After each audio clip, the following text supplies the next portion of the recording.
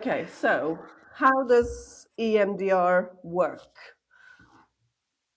I think this is a really interesting question Sorry. because Yeah.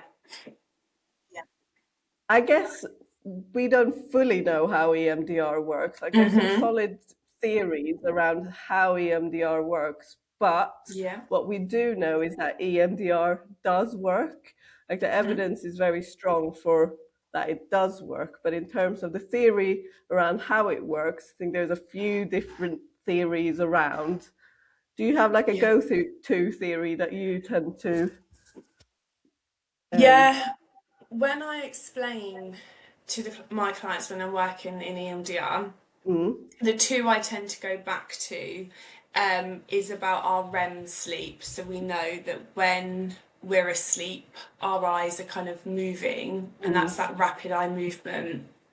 REM sleep where we dream, mm, and we know that commits things to memory. So that's kind mm. of one of the theories, and that's like thinking about that next question that came in of like, what is eye movement?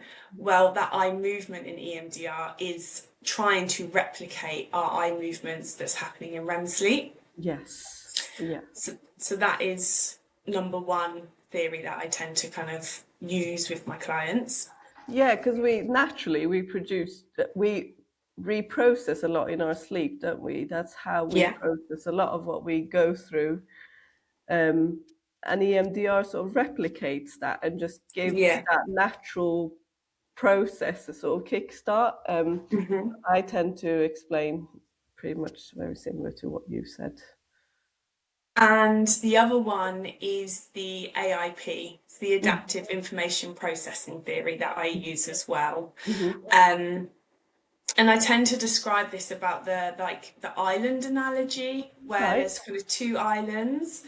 And if we imagine like a boatload of information coming in, so in our brain we have this kind of sorting center at first, Hmm. but then there's this second island, another part in our brain where we store all this information, Hmm.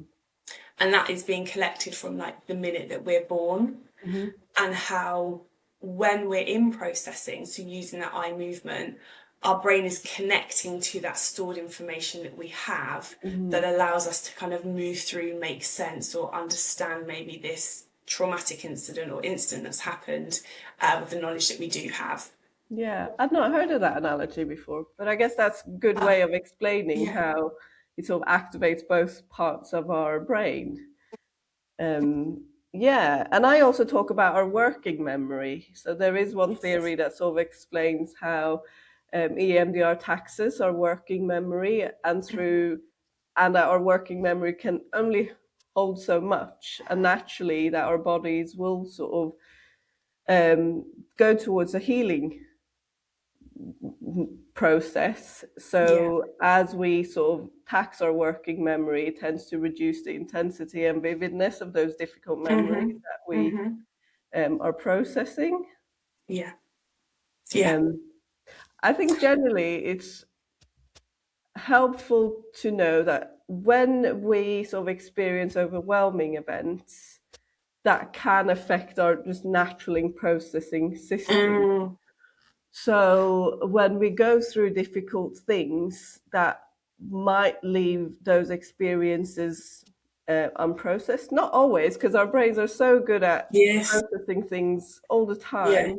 But Yeah. sometimes when our capacity to cope is overwhelmed, that process can get a bit impacted. And when those Mhm. experiences or memories get stuck, it's almost like they're open, so they keep impacting us um, as we move through life every Yeah. day. After Yeah. that event, it can go on for a long time, even after that event has ended. Um, and what EMDR does is to help us do the processing and the storing away, so that those experiences essentially lose their grip on us. Yeah. And actually, going off the back of like just talking about what happens naturally with our brain when we're experiencing just normal like day to day as well as those traumatic incidences. Mhm. Again, it goes back to that as humans, we all have that natural ability to heal. Yeah. And so, just like when we get a cut on Mm, our, say, our hand, mm, our body actually has the resources to heal from that cut. And sometimes we have to kind of get involved if it's infected or whatever and attend to it. mm, Just like what you're saying there, actually, we have the ability to, like, we're always processing and working through things and storing instances and information away. And it's the same with trauma. We actually do have the resources. Our brain is and body is wired to process trauma, but mm. sometimes it just gets stuck. Yeah. And EMDR can act as that bridge to helping it unstick and move along. Yes, and it's a very powerful way of doing so.